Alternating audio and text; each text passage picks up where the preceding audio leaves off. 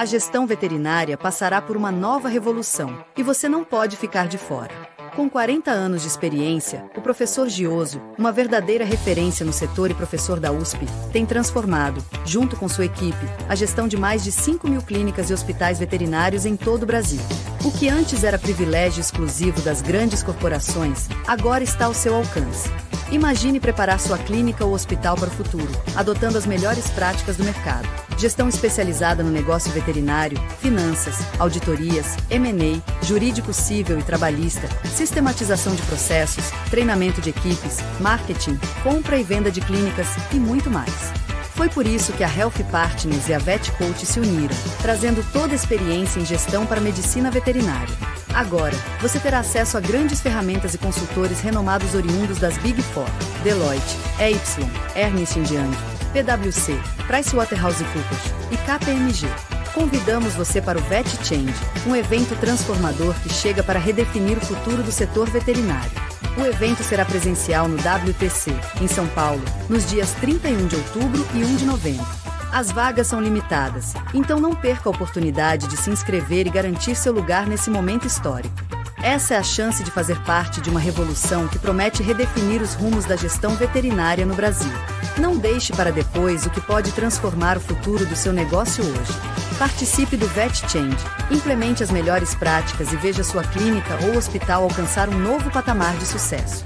O futuro começa agora. Faça parte dessa mudança.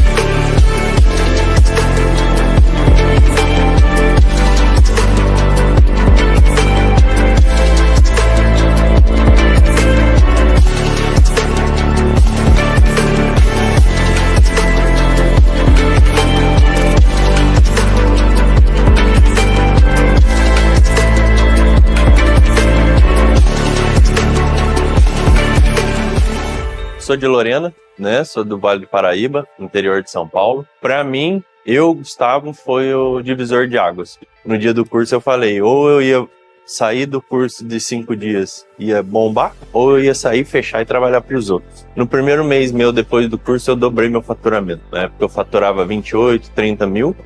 No primeiro mês eu fui para 60, 65 mil, se eu não me engano. Esse encontro que o Gioso fez, tem muita gente que não tem nem noção.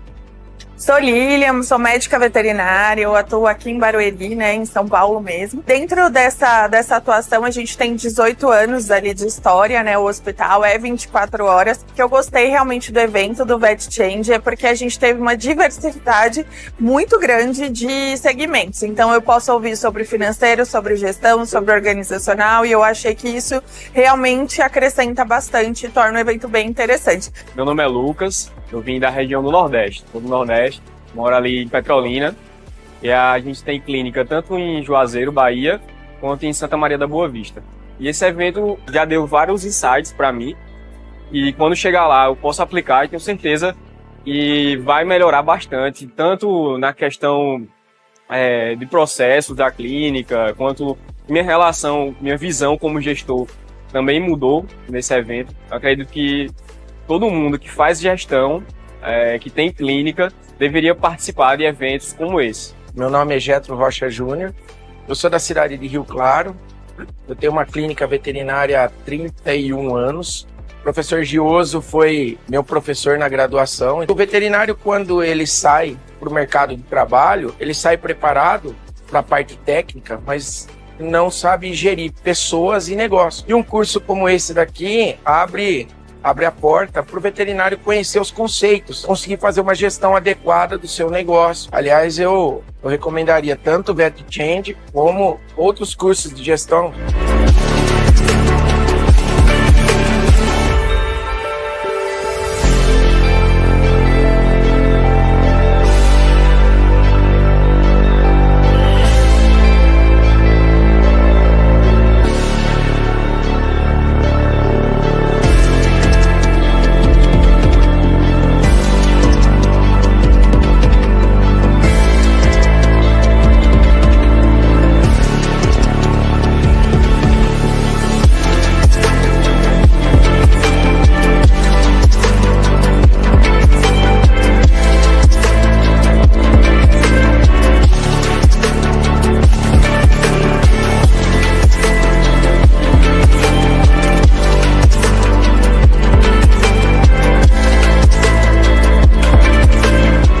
não é uma despesa, é um investimento necessário. Então, para a gente evoluir, a gente precisa desse respaldo, e dentro da veterinária, são poucas as oportunidades que a gente tem para ouvir sobre gestão de uma maneira tão dinâmica. Quem não se atualiza está parado no tempo.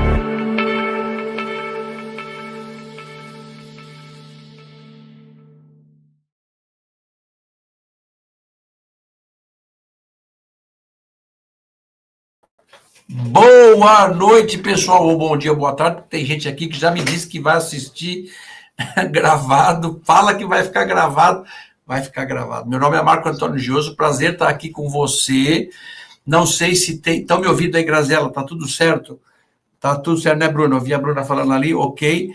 Gente, olha, o Getro que estava... Você se viu aí, Getro? O Getro estava aí, estava se vendo aí, né, Getro? O tema da aula de hoje, gente, da live de hoje, né, é esse aí. Para ir logo direto ao assunto, né?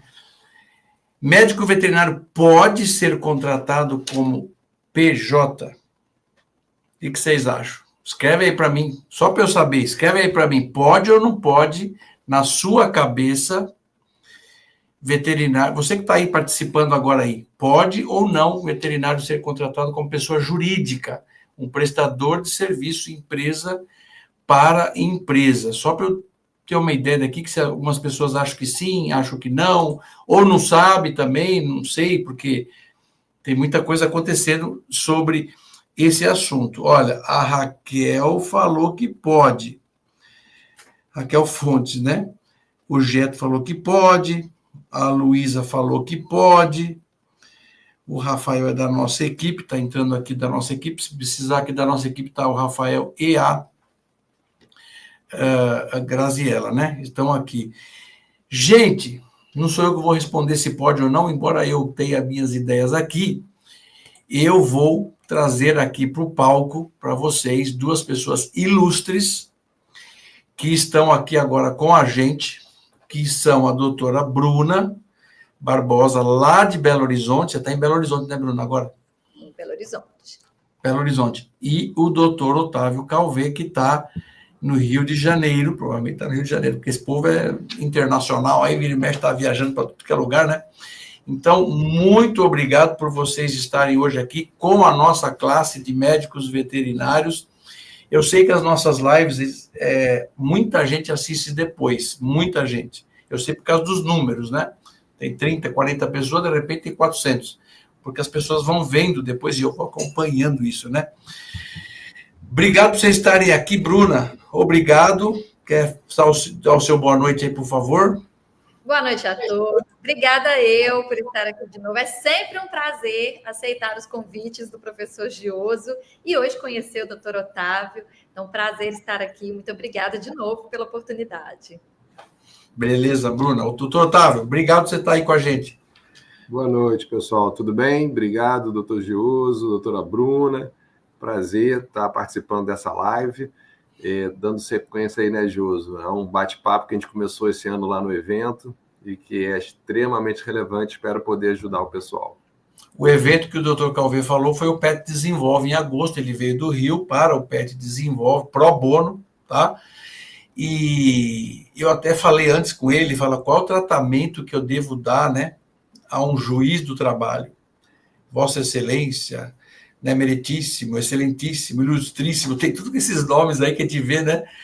E ele falou, não, pode me chamar até de você, porque aqui eu não vou estar como juiz e ao mesmo tempo vai, porque é difícil, né, tirar o manto de um do outro. Ele é professor, gente, ele é professor, então ele falou, não tem problema quanto a isso. Eu não sei se os juízes são tão assim puristas nisso. Não?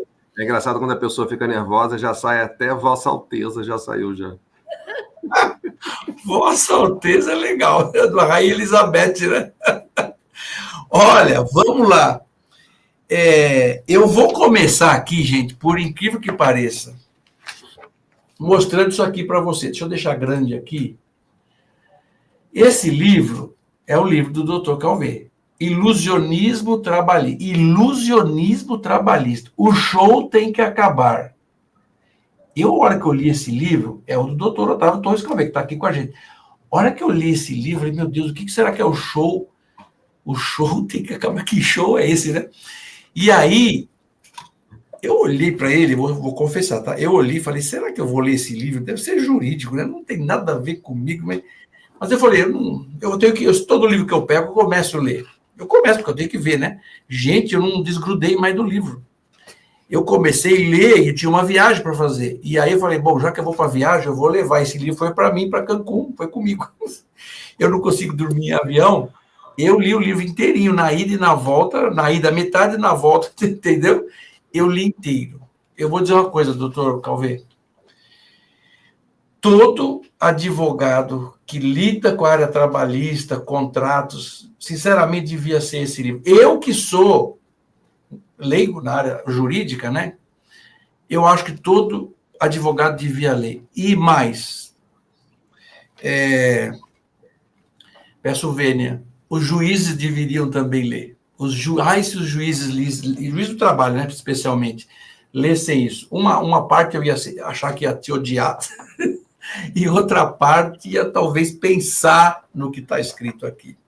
Eu vou ler para vocês algumas coisas, eu vou começar lendo já, direto, a última página do livro, a última, que é a página 230. Eu vou ler algumas coisas aqui, tá?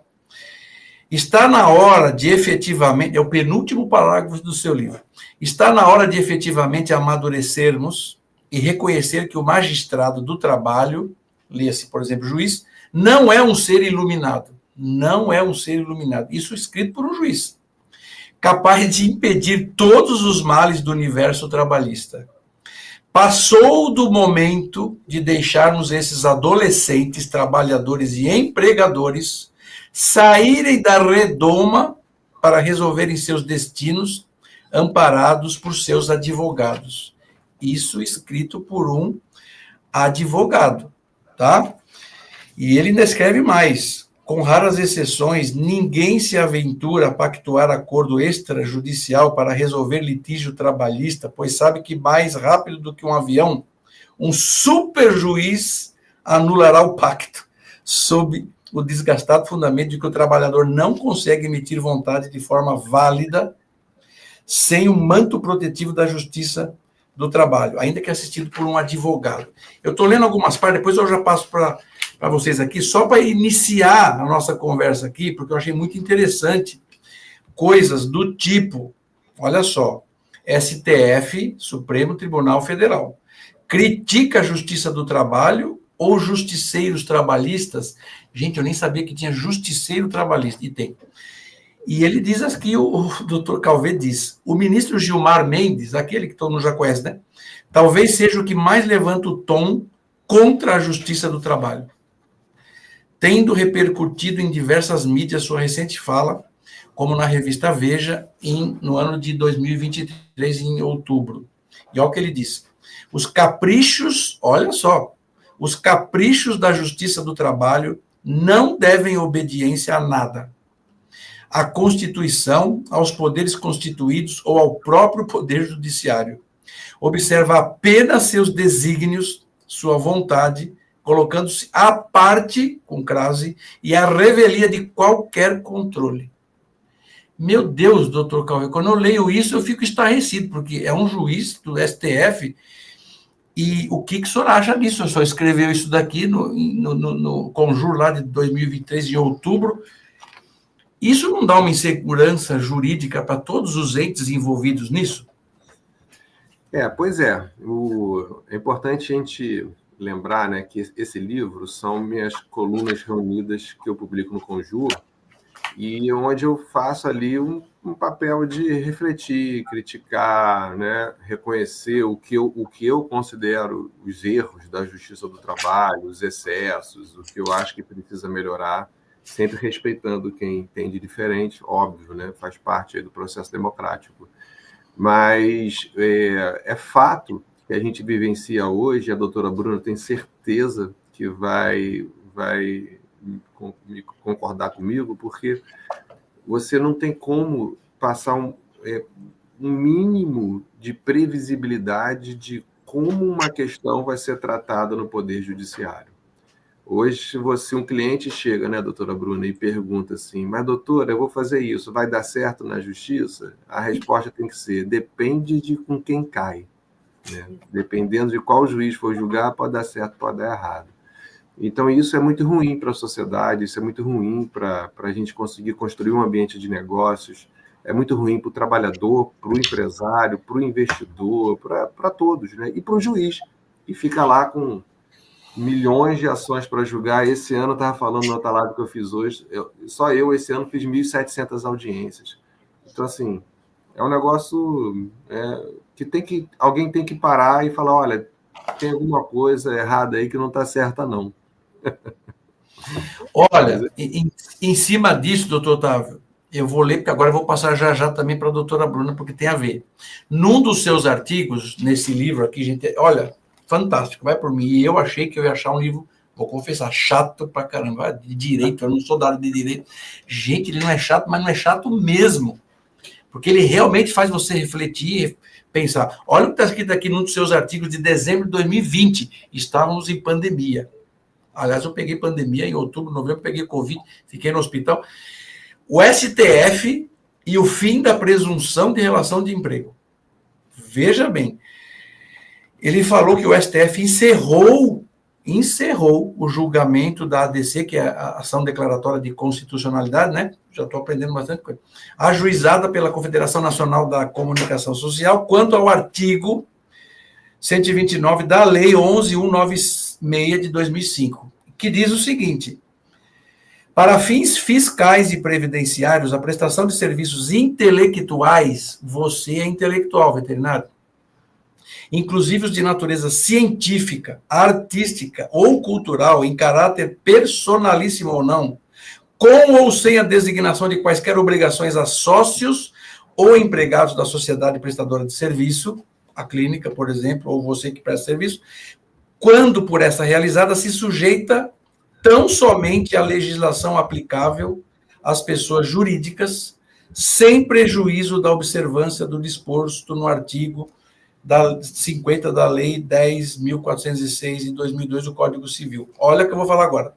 Na área trabalhista, o fenômeno permitido por tal dispositivo legal ficou conhecido como pejotização, em que o ser humano trabalhador se traveste e eu gosto muito que ele fala o trabalhador, não necessariamente CLT, ou é um trabalhador, né, como eu sou, todo mundo aqui é, em que o ser humano trabalhador se traveste de pessoa jurídica para prestar seus serviços a um tomador, que é a clínica, a empresa, no nosso caso aqui, evitando a incidência de tributos, que fica mais caro, né? E encargos inerentes a uma possível relação trabalhista de emprego. Mas, ele continua, o tema é antigo na Justiça do Trabalho, e é mesmo que eu escuto isso, olha, mas quantos anos? Há muitos, existem inúmeras ações alegando fraudes, e aí que entra a Bruna, alegando fraudes no uso de pessoas jurídicas para mascarar a relação de emprego, sustentando-se a partir do princípio da primazia da realidade, os advogados usam muito essa primazia da realidade, que o verdadeiro vínculo mantido entre as partes é de empregado, entre empregado e empregador, e não de prestação de serviço por pessoa jurídica.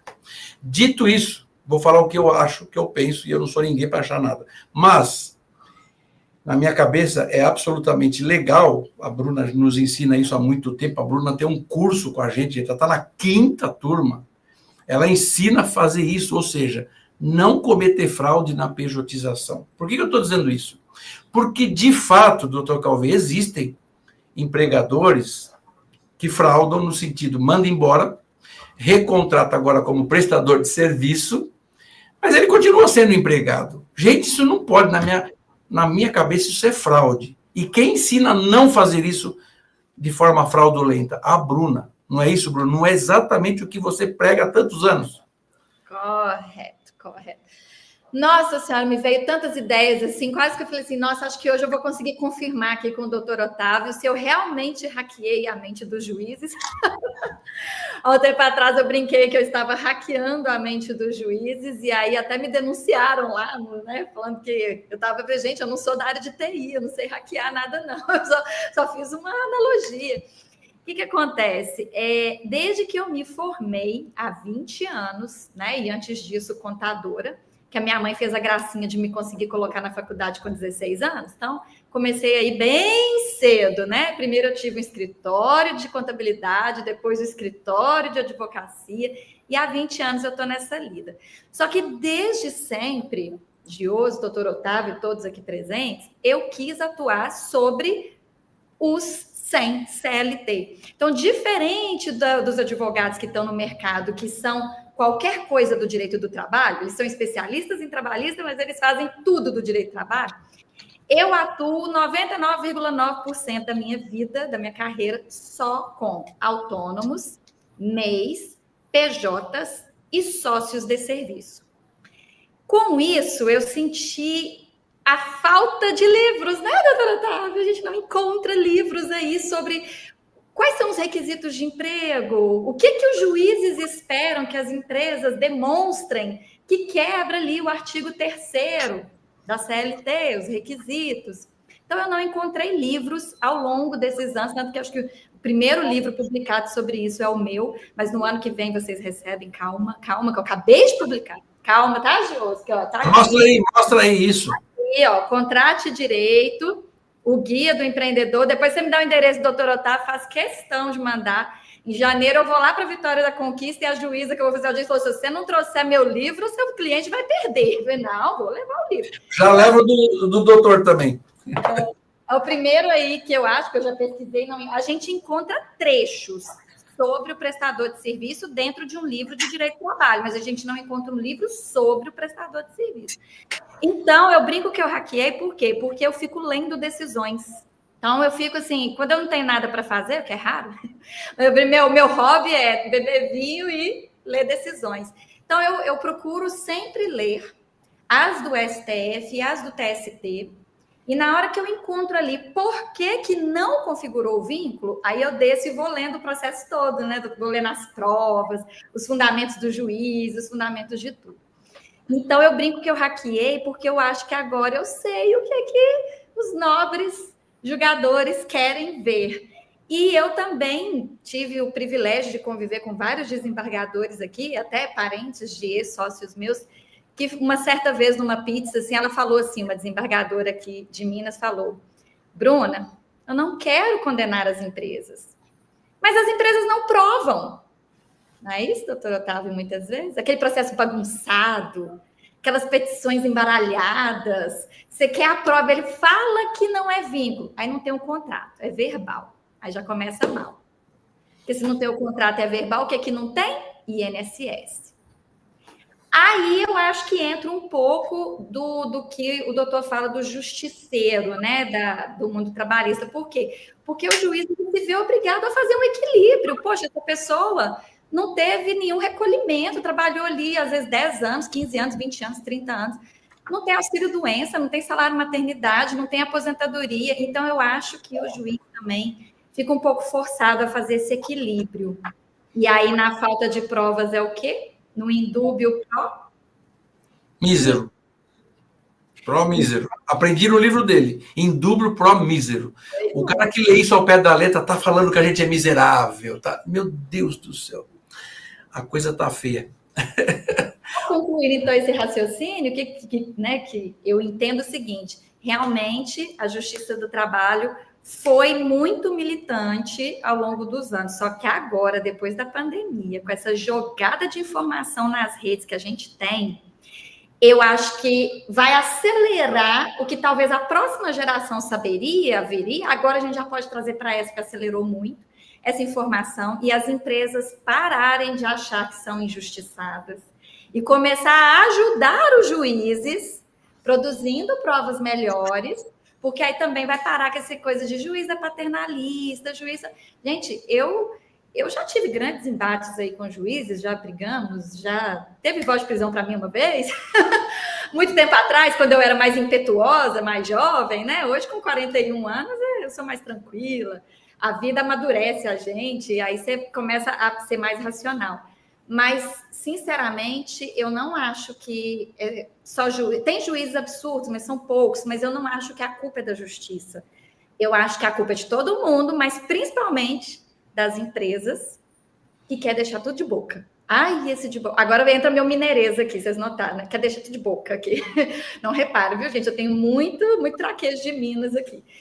E aí, esse deixar de boca, eu acho que atrapalha demais o trabalho dos julgadores também. Então, eu até não sou contra aí muitos juízes, não sou contra a CLT, mas eu sou contra essa informalidade exacerbada, absurda, né? Vamos corrigir. Inclusive, Bruna, isso, vocês estão aqui exatamente por conta disso. Por quê? Porque eu não tenho essa estatística, eu não tenho, mas na minha cabeça, que estou nessa e-mail, eu tenho 60 anos. Eu estou no meio veterinário há 40, e eu sou dentista também. Na minha cabeça, 80% é só a minha cabeça, tá? 70%, 80% dos médicos veterinários não tem contrato, é só verbal, é fio do bigode. Isso é um absurdo. Mas por que eu sei disso? Porque eu pergunto, tá lá 50 pessoas na minha frente, eu pergunto, quem aqui tem contrato por escrito? 10% levantou a mão. Eu falei, meu Deus, vocês não têm contrato nenhum. Não, só aquele contratinho lá do contador lá, que é uma folhinha lá, nada a ver com nada, é o mesmo da recepcionista, que é o mesmo do veterinário. Então, por que vocês estão aqui? Porque o médico veterinário está desprotegido como trabalhador, seja de qualquer jeito, o tipo de contrato, a empresa está desprotegida e os processos hoje, eles estão pedindo 500 mil, 1 milhão, o veterinário. Ele ganha 10 mil, mas está pedindo 1 milhão. Eu fico pensando, meu Deus do céu. Mas eu tenho uma curiosidade, doutor Calvé. Você já teve com 1.700 por ano, né? Teve casos, é frequente o caso que você detecta como juiz de que realmente a empresa fraudou, mandou embora, contratou PJ só para pagar menos e estava nítido que era só para isso. Isso é comum? Não é tão comum? Ó, eu diria que já foi mais comum no passado. Eu acho que o mercado ele já aprendeu um pouco a lição, né? E principalmente por conta do que o STF vem decidindo, né? O STF, a doutora Bruna falou assim perfeitamente, porque o STF ele começa a análise dele pelo seguinte: tem contrato? Se tiver contrato, e é contrato de PJ, a regra é, esse contrato é válido. Cabe a quem está alegando que houve fraude provar que aconteceu isso. Provar que houve vício de consentimento, que houve coação, tem que fazer a prova disso.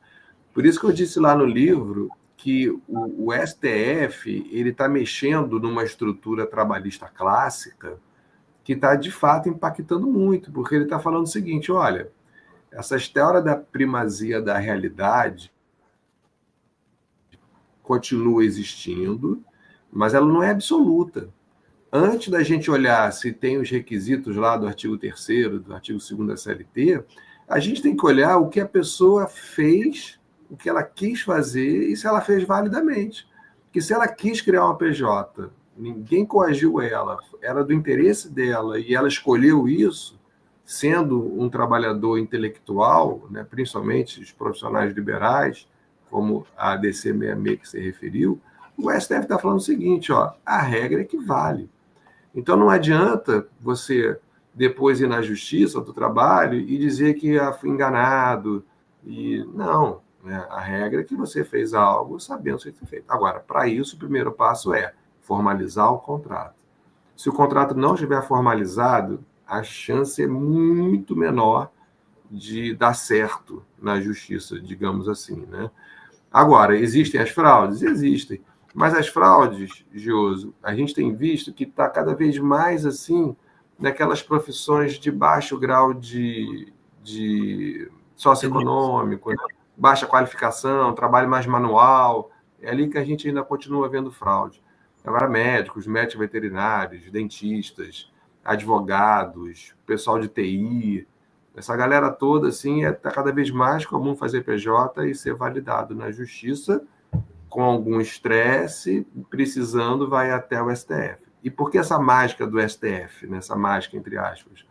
Porque o STF, ele decidiu, de forma vinculante, uma questão em repercussão geral, que é o que a gente fala, que está no tema 725 não é isso? Ou 735? Deixa eu só ver o número aqui. É o 725. Tema 725 da repercussão geral. Se você entrar na internet, você acha. Que o STF fixou a seguinte tese obrigatória vinculante. Então, eu não posso discutir essa tese. Ela fala assim, ó, é lícita a terceirização, e aí vem a parte importante, ó, ou qualquer outra forma de divisão do trabalho entre pessoas jurídicas distintas, independentemente do objeto social das empresas envolvidas, mantida a responsabilidade subsidiária. Então, o que ele está falando aqui, muito claramente? Se eu tenho uma PJ, que é o médico veterinário PJ, fazendo um contrato com outra empresa, que é a tomadora, uma PJ também, esse tema vinculante me diz o seguinte, olha, a regra é de que isso é válido, de que isso pode ser feito, isso é constitucional. Então, a gente não pode simplesmente depois dizer, me enganei, me arrependi. Não, você vai ter que provar que houve um vício. Então, é isso que está fazendo toda a diferença. E por isso, eu recomendo todo mundo contratar a doutora Bruna, porque tem que saber fazer bem feito. Gente, mas é isso. É isso. Pode ter o Kinder Ovo lá na frente, né? Vem aquela surpresinha.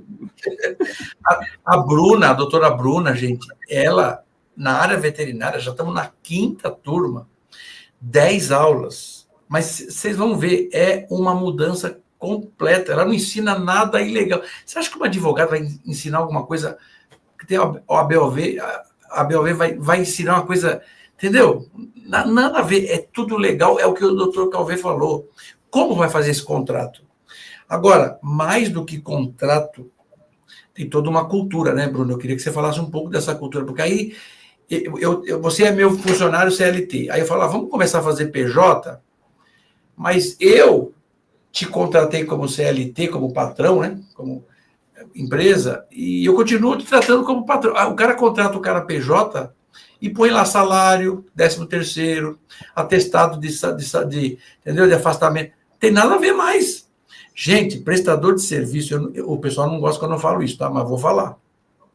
Não gosta, porque eu estou comparando, como se um trabalhador fosse mais importante que outro. Contratar um veterinário para trabalhar na sua empresa como prestador de serviço, para mim, é a mesma coisa que chamar alguém para pintar a tua casa. Ele também é um prestador de serviço.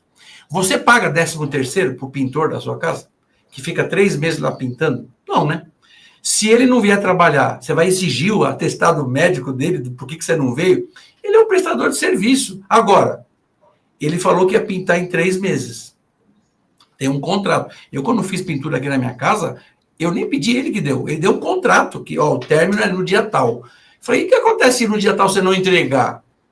Ele falou, salvo condições, que estava lá, de repente, uma tempestade, aí chove 3 semanas seguidas. Ele falou, você pode me punir, está escrito aí. Ele falou, como assim? Eu estou quebrando o contrato. Gente, o pintor me falou isso, o pintor. E ele não era tão letrado assim, não, tá? Gente, veterinário é igual, mas aí ele trata o cara como se fosse um CLT. Bruna, dá na mesma, né? Ele vai ser contestado e ele vai perder. Vou trazer aqui, olha, eu vou aproveitar o doutor Otávio, agora eu vou falar um trem aqui e depois, aí você completa, viu, doutor Otávio? Se eu tiver errado, você completa. Esse livro aqui, vocês vão conhecer aí em breve, que eu vou fazer o lançamento dele lá em São Paulo com o Gioso ano que vem, né, professor? Já estou preparando. Ele foca exclusivamente nos 4 requisitos do vínculo de emprego. Subordinação, habitualidade, onerosidade, pessoalidade. Às vezes, algumas decisões falam de um 5º elemento, pessoa física, alteridade e tal, mas eu vejo que 99% das decisões, que eu já expliquei que eu vivo lendo, né? A minha vida é ficar lendo decisões, eu vejo que são esses 4 que são os mais utilizados. Presentes os 4, é emprego.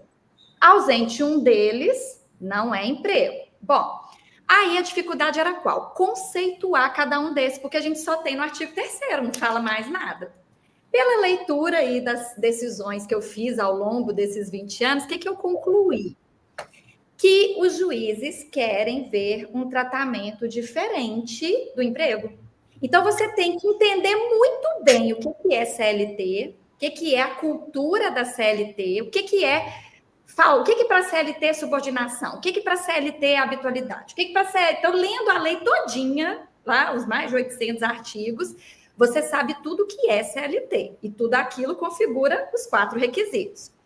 Quer dizer que se você fizer diferente, será sem CLT. Então, vamos lá, traduzindo tudo isso, né? Porque aqui a gente tem empresários, a gente fala para empresários, então eles não querem saber toda essa teoria aí. O que seria a conclusão que eu cheguei, doutor Otávio? Subordinação é como ele falta. O empregado, para faltar, apresenta atestado médico. Se não, ele toma advertência, ele toma suspensão, desídia, justa causa. O prestador de serviço, se ele faltar, sem falar nada, sem justificar, sem nada, não faz uma bagunça, né? O tutor está lá com o cachorro, cirurgia agendada. Se o cachorro está lá esperando, todo o aparato, o anestesista, cadê o cirurgião? Cadê o médico que assumiu aquele compromisso? Então, esse faltar do prestador de serviço não vai matar o compromisso dele de organização da empresa. Não é para gerar bagunça, não é para faltar porque ele quis. Então, é comunicar. Ele tem que a alteridade dele, que é esse comportamento empreendedor dele, é ele se preocupar em não gerar bagunça no cliente dele, que é o contratante, que é o hospital. Então, ele tem que comunicar com a máxima antecedência possível para trancar a agenda, reagendar aquela cirurgia, aquele atendimento. Ou mandar um substituto. Aí a empresa e ele tem que combinar como que vai ser esse substituto, porque eu implantei em vários hospitais humanos CTI neonatal. Você não manda lá um médico, um fisioterapeuta do nada. Chega lá um doido que rouba o neném, né? Então, existe ali um combinado, aí é onde entra o contrato, contratual de como vai ser o envio desse substituto, ok? Então, muito importante o contrato para mostrar isso. Então, o que eu vi, o que eu concluí dos conceitos? Que subordinação é como ele falta, então o prestador de serviço tem que ter critérios diferentes da CLT. A habitualidade é rotina. Então, se a pessoa vai ficar aí anos e anos e anos e anos, ele é habitual. Mas se ele vem, faz um serviço e não volta mais, ele é eventual. A onerosidade é o dinheiro, nunca vamos quebrar, porque ninguém nunca vai trabalhar de graça, a menos que seja o estágio curricular obrigatório, né? Que na veterinária eles aceitam trabalhar de graça no estágio curricular obrigatório. Tenta contratar um advogado no estágio curricular obrigatório sem bolsa ou dó, não acha né? Mas na veterinária eu vejo que acha. Então, seria o voluntário. Inclusive, eu vi várias decisões de pessoas que não ganharam vínculo com a igreja porque estava fazendo ali um trabalho voluntário, ou seja, tinha todos os outros, mas não tinha remuneração, né? Então, o único jeito de quebrar a onerosidade é um trabalho voluntário, então a gente nunca quebra. E a pessoalidade é o substituto. Ok? Então, eu percebi que é isso que o que conceitua cada um essas palavrinhas, né? E aí a prova que tem que ser produzida é que foi diferente da CLT. Então, o melhor jeito de você acertar na contratação do seu prestador de serviço é sabendo ter um empregado e fazer diferente com o prestador de serviço, que é aquela máxima que eu falo muito, trate desigualmente os desiguais. Se ele recebe o mesmo tratamento, inclusive, quando eu pego esses processos que a pessoa era CLT, foi demitida, no dia seguinte virou PJ, eu até posto essas decisões no meu Instagram, até postei uma hoje, foi demitida e virou PJ, o juiz na audiência, ele pergunta assim, você era CLT? Depois você virou PJ? E o que mudou no seu dia a dia quando você virou PJ? Aí a pessoa fala, mudou nada, só mudou que eu ganho mais, só meu dinheiro que aumentou, porque aqueles descontos, né, que ia lá imposto de renda e tal, não tem mais. Mas não mudou nada, continuou tudo igual. Só que ele é interessado, então ele fala que não mudou nada. Onde é que a gente vai arrancar que realmente mudou? Nas testemunhas. Para mostrar isso que eu falei, a falta, a rotina, a remuneração e o substituto, né? O que o senhor acha da minha teoria, doutor Otávio? Perfeito. E assim, eu vou ajudar aqui com mais algumas ideias também que a gente acha interessante para o cotidiano. Por exemplo, primeira coisa assim, a autonomia não é liberdade total. As pessoas confundem isso também, né? Como eu falo, eu como juiz não tenho liberdade total. Se eu não for fazer audiência, eu tenho que avisar a corregedoria, eu tenho que dar satisfação, eu tenho que levar atestado médico para faltar. Então, assim, então ninguém tem liberdade total. Você combina uma prestação de serviços, o prestador de serviços tem que fazer a parte dele, que é lá gastar energia e trabalho, é lá prestar o serviço.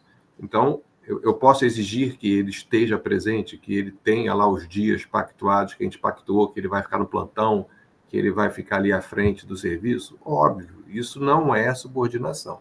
Tá?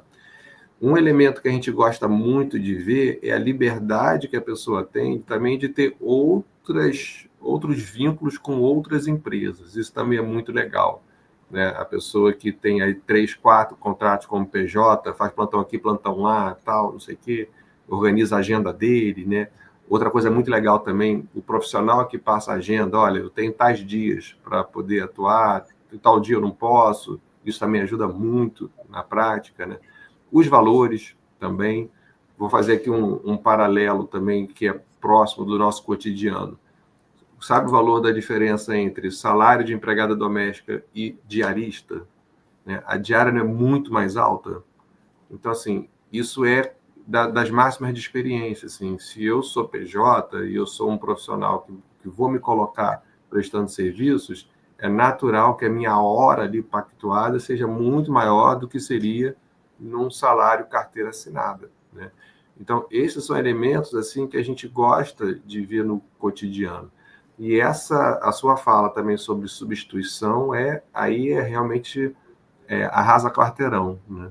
Porque quando, de fato, a pessoa pode, né, ter um substituto para ir atender nas eventualidades, aí quebra completamente o vínculo de emprego, dá uma segurança muito boa para o contrato. Olha, eu tenho... O que de poderoso para arrasa a quarteira. Poderoso. Agora, pode usar isso no teu curso agora. Usa no curso. Olha, eu tenho uma dúvida bem forte, porque eu li o livro inteiro e o doutor fala isso. E a hora que eu li essa frase aqui, eu falei, essa frase é de um juiz, gente. Ele diz assim, quando ele fala de empreendedorismo, né? Olha o capítulo, como chama, terceirização e trabalho escravo, o alienista trabalhista. Mas eu não vou entrar tanto nisso, mas eu vou entrar... Não, tem um aqui que fala direito do trabalho da empresa ou do trabalhador. Pergunta de 1 bilhão, né? Mas olha o que ele fala aqui. Os veterinários donos de empresa vão praticamente, desculpa, tá vendo aqui um orgasmo, porque não há possibilidade, presta atenção, o juiz falando isso, não há possibilidade de liberdade, nem de autonomia, muito menos de empreendedorismo no mundo da CLT. E qualquer dono de empresa sabe disso. Ao trabalhador, a subordinação, ao empregador o risco, não apenas do negócio, mas da interpretação sob o viés intervencionista. Em várias ocasiões, o senhor coloca aqui no livro sobre a CLT tem que ser mudada, não é eliminada, porque eu não sou contra a CLT no sentido de que existe realmente, depois eu vou falar disso, né? Os hipossuficientes. Eles existem, né, doutor? Existe pessoa que mal sabe ler e escrever, ele é hipossuficiente. A lei diz hipossuficiente, gente. Não sou eu que estou dizendo, é a lei. Depois eu vou falar disso, porque isso tem a ver com o veterinário. Mas o senhor fala várias vezes que tem que ter uma nova, alguma coisa, mas não vai fundo nesse novo.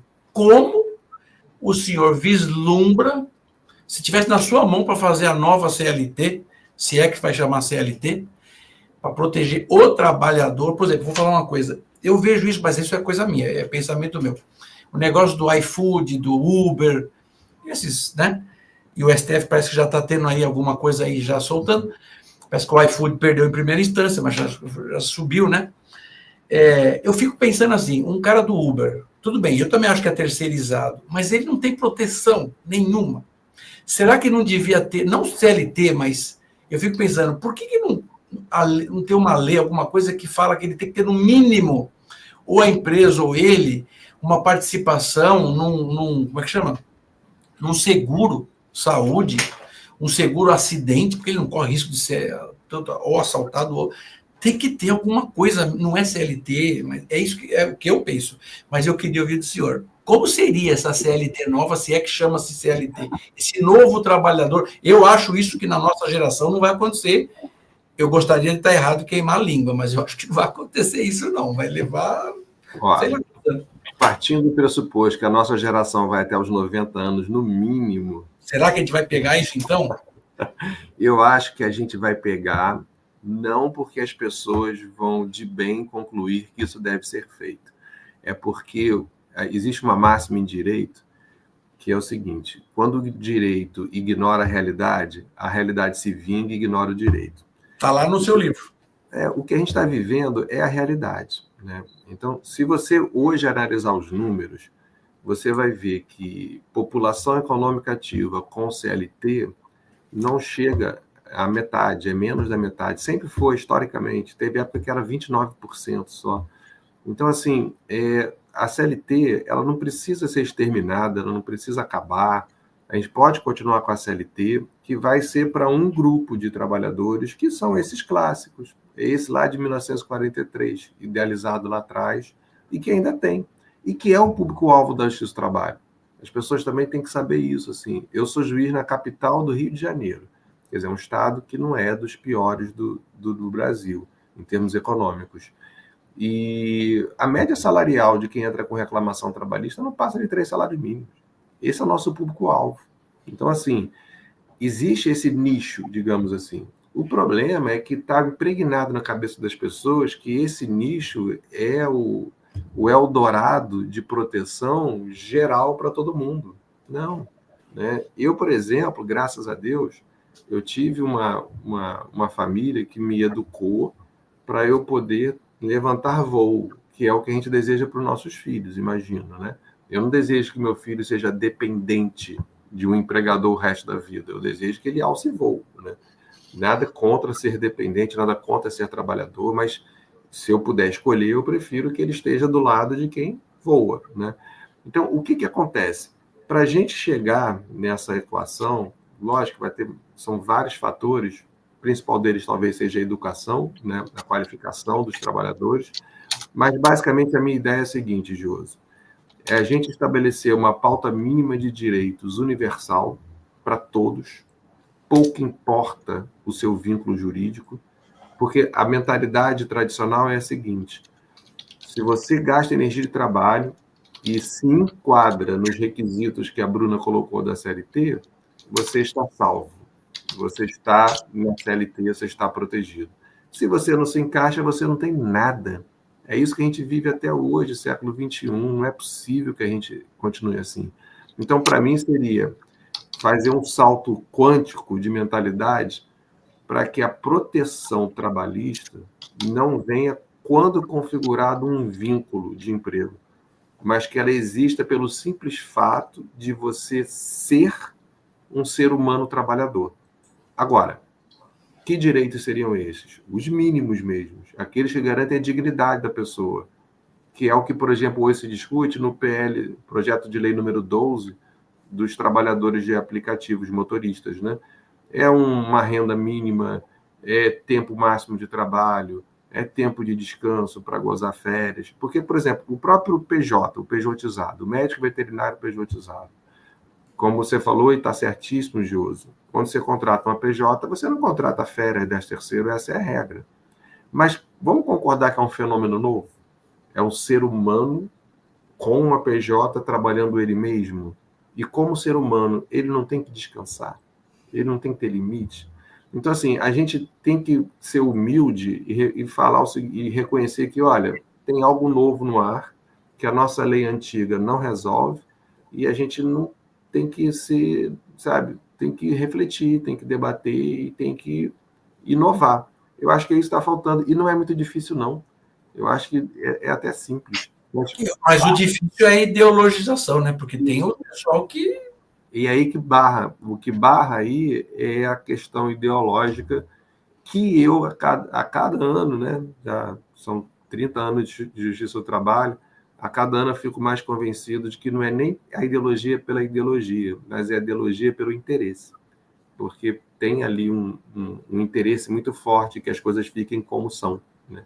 Vários interesses econômicos, políticos e por aí vai. Então é isso que dificulta, eu acho. Eu tenho uma dúvida, quer dizer, não é uma dúvida nem que talvez ninguém nem possa responder, vocês podem achar o que acham, por exemplo. Quanto, e você fala isso no seu livro, né? Quanto que o Estado pode intervir no meu trabalho? Tipo, se eu quiser trabalhar 24 horas, por que os outros têm que... Mas eu faço um adendo, eu pensei muito nisso. Inclusive, outro dia eu vi na televisão. Eu posso trabalhar 24 horas e não dormir. Eu posso. O problema é meu. Mas tem um problema, não tem? Você levaria o seu filho para um médico que você sabe que está 3 dias sem dormir para ele operar o seu filho?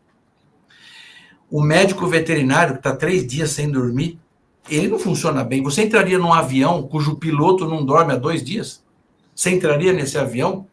Então, existe sim o lado que o Estado... E agora? O trabalhador de caminhão, o caminhoneiro, toma aqueles rebites, aquele negócio para ficar acordado, e ele bate o carro, e bate no meu carro e mata o meu filho aí. Então, você viu como é difícil. Eu tenho a liberdade de escolher. Tem, mas aí você escolhe algo que causa um problema para a sociedade. É a minha visão. O que vocês acham disso?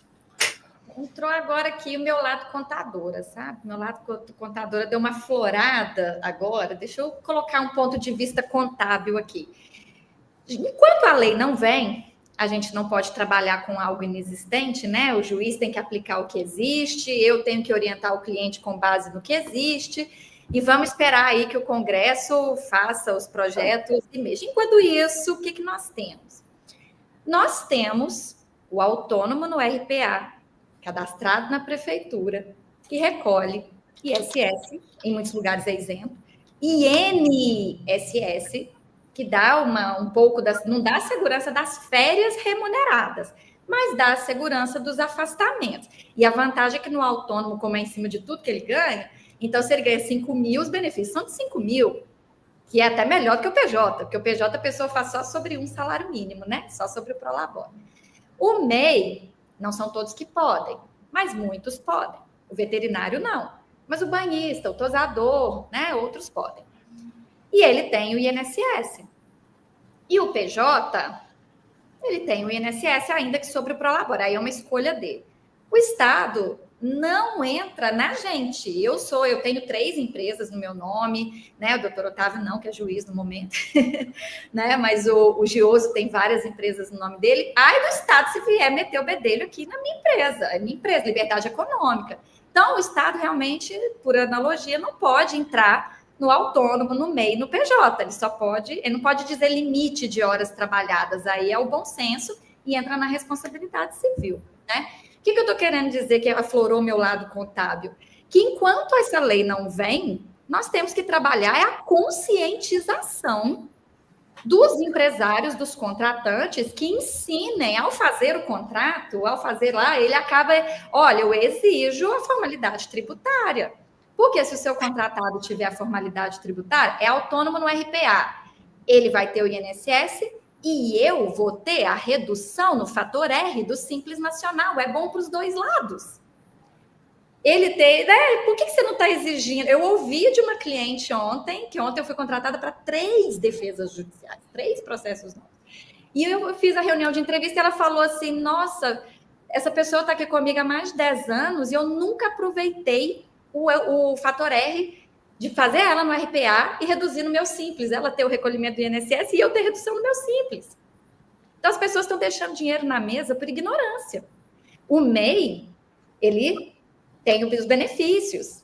Vai diminuir a chance dele te processar se, no mínimo, ele tiver o benefício previdenciário. Ele está no mínimo ali. Aí, o PJ é conscientizá-lo para fazer um Prolabore maior. Tá? VET não pode ser MEI. Aí, moral da história, tá? Só falta a gente resolver o problema das férias remuneradas. Porque eu sempre oriento os meus clientes, você não pode pagar férias para o seu prestador. Se você pagar férias para o seu prestador, eu consigo colocar férias para o prestador no sócio de serviço.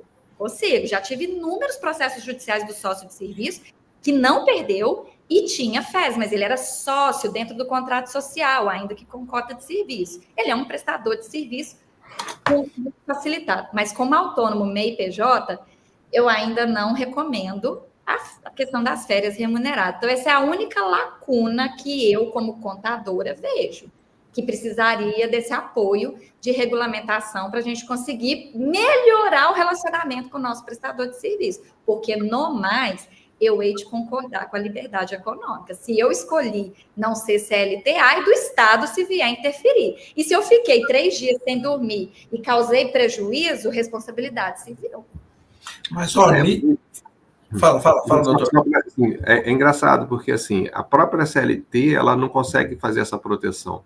Porque se eu for médico empregado, né, um VET empregado, eu posso ter 2 empregos, 3 empregos, e estar 24 horas trabalhando da mesma forma. Não tem lei proibindo isso. É só para menor. O menor de idade não pode. Somando os empregos, tem que ser 8 horas no máximo por dia. Então, assim, nem com CLT você consegue esse limite, né? Então, vai do bom senso, realmente, vai do... Agora, o que eu acho interessante é que, assim, a gente já tem a história também que mostra para a gente que liberdade 100%, total liberdade, não funciona. E a gente já testou isso no passado, a gente já sabe disso, né? A liberdade 100% pressupõe, primeiro, uma igualdade plena para que um não se sobreponha sobre o outro. E a gente está longe de chegar a essa igualdade plena, né? O grande debate, na verdade, é calibrar a intervenção. É esse que é o debate. E um debate subsequente é a intervenção dos poderes, cada um no seu quadrado. O legislador cria lá o grau de intervenção e o juiz deveria só aplicar dentro do grau criado pelo legislador. E é isso que a gente está sentindo hoje, né? Hoje o legislador está omisso em muitos casos e o juiz, né, cresceu justamente por causa dessa omissão, achando que vai resolver todos os males e fazendo da cabeça dele a intervenção que ele acha adequada, necessária, no grau que ele quer, né, sem consequência. Então é isso que a gente tem que recalibrar, dar um passinho para trás e encontrar essa medida de novo. Então, assim, é para deixar bem claro, e eu tenho certeza que eu falo pelos 3 aqui, ninguém aqui acha que acabou a proteção trabalhista, voltamos lá a eras pré-revolução industrial. Óbvio que não, mas é fazer as coisas de forma adequada. E aí eu vou dar uma sugestão também, Gioso. Sabe um ator social que poderia facilitar muito isso? O próprio Sindicato dos Trabalhadores. Em vez de ficar, né, contra esses novos fenômenos, abraçar e vamos conversar para melhorar via negociação coletiva. Por que não fazer negociação coletiva até para estabelecer férias para a PJ? Por que não? O próprio STF fala que o negociado sobre o legislado vale. Então, assim, tá aí, a ferramenta está aí. É mudar a cabeça das pessoas para a gente fazer melhor. Entrou onde que eu ia falar agora. Olha só o que eu vou ler aqui. Tem um capítulo aqui que ele diz: a Justiça do Trabalho precisa pedir perdão e mudar. Olha só. Tem uma hora que ele fala aqui, perdão pelo que fizemos com a reforma trabalhista, mas olha o que ele fala aqui, é o que você acabou de falar aqui, doutor. O primeiro grande erro, ele fala assim, por qual motivo precisamos pedir perdão? Porque o verdadeiro culpado por este resultado somos nós, a comunidade jurídica trabalhista, nós, usuários da Justiça do Trabalho. E todo mundo nisso, né? O primeiro grande erro cometido foi tratar o conflito social capital-trabalho sempre pelo viés da luta de classe, que é o que o doutor acabou de falar agora aí. O sindicato, luta de classe, é o explorador contra o explorado. Instigamos a litigiosidade, instigamos. Tudo está judicializado agora, né? Os interesses antagônicos, demonizamos os empresários. Quem está falando isso é o juiz, tá? Desconfiamos dos empreendedores, maldizemos os investidores e, por outro lado, enaltecemos a hipossuficiência a ponto de transformar em verdadeira incapacidade. Sim, chegamos ao ponto de entender que um trabalhador empregado não pode fazer escolhas dentro da relação de emprego, que ele deve ser protegido dele mesmo. Viramos absolutistas do princípio da proteção. A gente podia falar 18 horas sobre esse assunto, mas o que eu queria perguntar é, O médico veterinário, o senhor como juiz, enxerga como hipossuficiente? Regra geral, não. Eu não presumo que ele é hipossuficiente, não. Assim como eu faço com médicos, com advogados, com profissionais de TI, com diretor executivo, diretor estatutário, o gerentão lá de banco, o gerente geral de banco, diretor de banco. Esse pessoal é outro tipo de trabalhador, né? Então, a presunção para eles, para mim, é diferente. A presunção é oposta. É de que eles sabem o que estão fazendo, que sabem o que pactuaram. E aí, vamos ver o caso concreto. Sim, até medo, né? Um veterinário, um médico que é hipossuficiente, como é que pode, né? Olha, mas tem perguntas interessantes aqui. A Priscila Joso, minha esposa, inclusive, se a empresa tem veterinários contratados, mas não tem contrato deles, pode fazer contrato sabendo dessa informação a partir de agora? E como tem que ser esse contrato, doutor? Porque não tem, zero. Primeiro, eu quero ver a doutora Otávio, porque eu falo que, eu sempre falo assim, não faça retroativo. Sou contra, mas regularize a partir de hoje. Se ele processar, você vai provar pelos requisitos, que é o que a gente falou no começo. Trate desigualmente desigual, falta, habitualidade, onerosidade, substituto e tal. A gente já falou. Essa é a minha opinião. Minha opinião é faça com a data de agora. Não faça retroativo, mas sempre faça. Doutor Otávio? Então tá respondido. Até porque fazer com data retroativa é crime, né? Falsidade ideológica. Então, assim, aí só vai piorando o negócio. Mas curiosidade, dá para na Justiça do Trabalho, não retroativo, mas fazer algo juridicamente legal para zerar, para tipo, daqui para vamos nós dois aqui conversar e vamos zerar o passado e daqui para frente. Isso dá? Dá, com certeza. E é o que deve ser feito, é regularizar.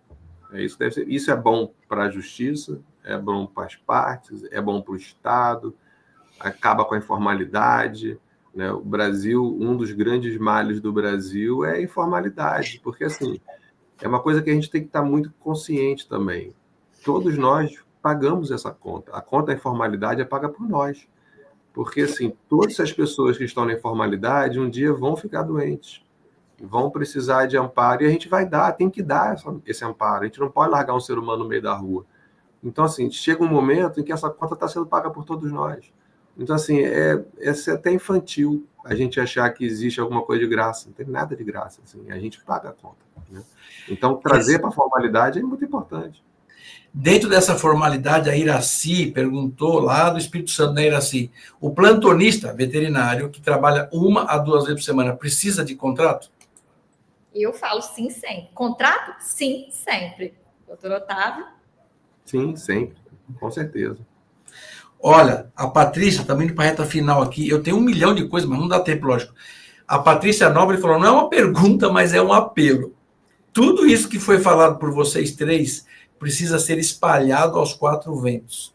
Nunca vi tanta verdade e tanta necessidade da tal realidade. Mas eu vou fazer um contraponto com você, que falou isso, tá? E o Getro endossa. Isso é tanta necessidade e verdade do nosso ponto de vista, tá? Porque tem um grupo aí, inclusive de juristas, que não acham isso verdadeiro. Totalmente. Tanto que eles já processaram até a Bruna, ela conseguiu sair, o Ministério do Trabalho me processou, quer dizer, processou não, quis perguntar, o que está vendo aí que você está falando que não precisa de CLT? Ele falou, não precisa, né? Civil, Gil, chama inquérito civil, que você respondeu. Não foi um processo, foi um inquérito civil. Falei, Bruna, estamos juntos nessa aí, porque estão dizendo que nós estamos falando besteira. Ela fez um negócio tão bem feito que o Ministério falou assim, não só está certo, como continue falando isso aí, porque você está ensinando os médicos veterinários a fazer contrato certo. Foi isso que o Ministério Público falou do trabalho. Entendeu? Para fazer fraude não precisa nem de advogados e nem de cursos. E, de novo, gente, pelo amor de Deus, eu não sou contra a CLT. Existem pessoas hipossuficientes, sim. 1943, imagina como é que era o país em 43. Imagina. Tudo bem que é meio fascista o negócio, veio da Itália, aquela coisa toda, mas, gente, trabalhador rural, o cara não sabia nem ler nem escrever, acho que 40% da população era analfabeta. Esse cara tem alguma... Não tem que ter alguém que protege ele, não tenha dúvida. Agora, veterinário falar que é desprotegido, Pode não ter informação necessária, que acho que essa live está fazendo aqui. Eu não sou nem contra, um pouquinho, sindicato, porque... Mas por que eu sou contra? Porque eles exageram. Não tem conversa, parece que impõem, eles ameaçam a gente, doutor. Eles mandam um e-mail ameaçando a gente, se não fechar agora, se não sei o quê. Aliás, tem uma dúvida nisso. Desde a época de 2017, lá quando veio a nova 11/12/2017, né, com o Temer, a nova trabalhista lá, as modificações. Naquela época não era mais obrigatório o negócio do sindicato. Isso voltou? Foi revogado? Como é que está isso nesse governo do Lula agora? Isso está uma bagunça, porque, na verdade, o STF, o que ele entendeu foi que a contribuição compulsória realmente acabou, é facultativa. Mas aí o STF reviveu uma outra contribuição que chama contribuição assistencial, que é uma contribuição que se cria na negociação coletiva, e aí o STF mudou o entendimento e passou a entender que pode cobrar de todo mundo, desde que você garanta o direito de oposição. Então a pessoa tem liberdade de falar, olha, não quero. E aí o que o STF não disse é como você cria, se é em assembleia, qual é o valor, quais são os limites, como é que exercita o direito de oposição, se o direito de oposição tem que ser na própria assembleia, se pode ser individual, enfim. O STF não resolveu nada disso. E aí o TST tem um incidente de assunção de competência, que a gente chama, que vai decidir isso e vai fixar de forma vinculante para toda a Justiça do Trabalho como será exercido esse direito de oposição, como é que deve ser feito. Então, a gente está aguardando, os processos estão suspensos, os processos sobre cobrança de contribuição assistencial estão suspensos, aguardando o TST decidir. Então, hoje, realmente, ninguém sabe o que fazer. A verdade é essa. Pode cobrar, tem que dar direito de oposição. Agora, como fazer, ninguém sabe. O senhor fala isso no livro, inclusive. A Patrícia está perguntando uma coisa interessante aqui, se o profissional de limpeza, não dentro de casa, porque a empregada doméstica tem uma legislação um pouco diferente, né? Mas dentro da empresa, o profissional de limpeza, que vai uma vez por semana, como faz com ele? Contrato e uma subordinação e personalidade que a gente falou no começo. Mas, doutor Otávio, complete. O pessoal tem que entender o seguinte, essa coisa do doméstico, de até 2 vezes por semana, é só para doméstico. Para CLT, você pode trabalhar 1 vez por semana, pode trabalhar de 15 em 15 dias, não interessa. A habitualidade, ela se configura mesmo que seja assim, poucas vezes por semana, poucas vezes por mês. Então, esse papo de, só 1 vez por semana pode ser de boca, é furada. Não vale a pena, não. Gente, isso é o juiz do trabalho, que está 30 anos, né? Que você deve estar nessa...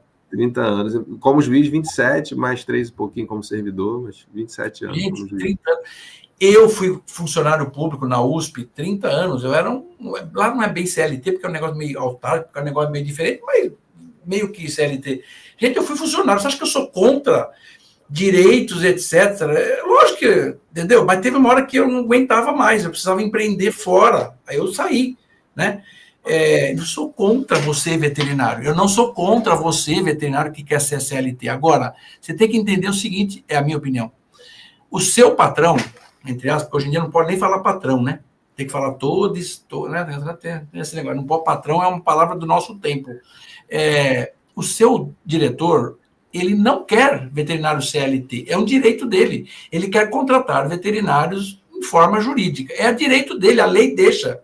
Mas você quer CLT, então não trabalha nessa empresa. Eu conheço uma empresa, que eu não vou falar o nome, mas ela é muito grande, eu comecei com eles lá atrás, e pequenos, hoje são monstros, uma clínica, um hospital, tem várias unidades. Com quase 60 veterinários contratados, todos CLT.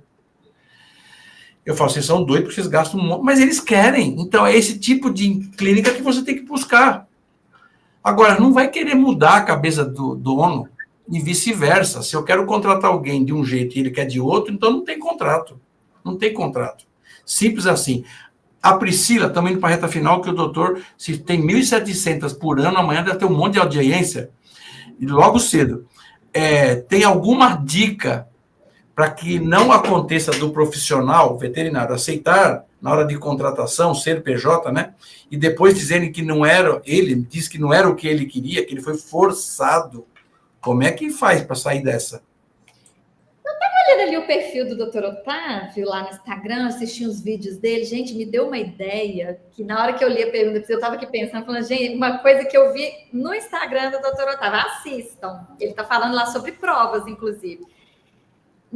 Tem várias formas, né? Testemunha, eu inventei a cartilha de orientação do autônomo para usar no momento da contratação, mas eu vi hoje no perfil do Dr. Otávio a prova digital. Então, se você agenda uma reunião com essa pessoa no Zoom e vai recebê-lo e grava essa reunião, e nessa reunião fica lá aquela conversa de quais dias você pode, que o doutor Otávio até falou assim, vê a disponibilidade dele, né? Quais dias você pode, vamos negociar sua remuneração, a nossa forma aqui é autônomo ou PJ, assim, assim, e a pessoa aceita, pronto, você tem ali mais uma forma, né? Você avisa que está sendo gravado logo no começo, né? A pessoa aceitou aquela gravação e guarda e usa no eventual processo. Guarda muito bem guardado, para não perder essa prova. Então, eu acrescento as minhas orientações, o que eu vi hoje no perfil do Dr. Otávio sobre essa questão digital. Achei interessante. Falei, vamos acrescentar aí as reuniõezinhas iniciais aí gravadas e juntar como prova, que tal? É bem legal. E, assim, esclarecer, né, o que é o modelo PJ, o que é o modelo CLT, para a pessoa poder fazer a escolha dela consciente. Ninguém quer enganar ninguém, né? Ninguém quer tirar proveito de ninguém. A ideia é fazer as coisas da forma que se quer, assim. E de novo, né? São pessoas adultas, né, que fazem as suas escolhas, né? Se não está satisfeito, escolhe outra coisa. E aí uma coisa também que muita gente confunde na área trabalhista, né? Às vezes a nossa escolha ela fica maculada, ela fica viciada, porque a gente está passando necessidade. Isso também acontece, né? Que é o que acontece com muito aí trabalhador de aplicativo. O cara está lá, desempregado, não tem jeito, está ali perdido, surge lá um aplicativo, o cara vai lá e trabalha. Isso é uma coisa para a gente se preocupar, né? Mas a gente não pode dizer que isso, no tema aqui da nossa palestra, que são médicos veterinários, a gente não pode dizer que isso é regra, né? A gente não pode dizer que isso acontece com essa categoria como regra, né? Por isso que eu acho que a ideia aí da Bruna, que ela se inspirou lá no meu Instagram, eu acho que é bem válida, mas sempre avisando que está gravando, avisando que aquilo ali tem um intuito de pedagógico, de explicar tal, para não ter estresse na justiça depois. Última pergunta, gente, da Silvia Nunes. Tudo bem, Silvia? É necessário reconhecer firma das assinaturas de um contrato de autônomo, ou mesmo sem reconhecer, tem valor legal? O que vocês acham? Prática jurídica dos processos que eu vejo, os juízes, eles não se ligam tanto no reconhecimento de firma. O que eu oriento, né? Sem reconhecimento de firma, pega 2 testemunhas bem qualificadas, rubrica todas as páginas, que um grande problema é a falta de rubrica. Esse é um grande problema, mas rubrica todas, assina na última. Se não pegar testemunhas, aí sim, rubrica todas e reconhece firma. Essa é a orientação. Mas eu já vi vários juízes que não se importaram com essa questão. É muito raro o problema estar... A discussão não está em quem assinou. A questão está no conteúdo, né, do que foi assinado. Assim, é muito raro ter discussão de não assinei, isso aí é falsificado, tal. Muito raro. Quando isso acontece, a gente manda para a perícia grafotécnica. Mas é muito raro. Não me preocuparia muito com isso, não. A Iraci fez uma pergunta aqui, e ela é da geração nossa, e a última. Tem alguns veterinários com horário fixo e salário fixo, mais comissão. Isso está certo? Minha opinião, nunca se quebra a onerosidade, né? Então, nunca vai ser de graça. Então, eu não me importo muito se a remuneração parece com a remuneração de CLT. Eu não me importo muito. O que eu me importo é, quando ele falta, ele recebe sem ter trabalhado? Aí é cara de CLT. Quando ele se ausenta, comunica, não vai, então ele não recebe. É nisso que eu foco. Mas se tem fixo, se não tem, eu não importo muito, não. Juízes se importam? Não, eu concordo, assim, porque assim, de novo, as pessoas confundem, tem horário fixo. Que horário fixo é que eu tenho que ter uma organização, eu tenho que ter um médico atendendo, né? Então não pode ser assim, todo dia. Ih, surpresa, veio um, não veio o outro. Ih, tem gente para atender, não tem. Então é claro que você vai combinar horários, vai combinar dias, tal. Mas o que é mais importante é a flexibilidade. É aquilo que a Bruna falou lá no início. Ó, essa semana eu não posso ir, aconteceu alguma coisa, vou viajar, vou para um congresso, vou lá assistir o professor Gioso no congresso. Então, remaneja aqui, passa os pacientes para lá.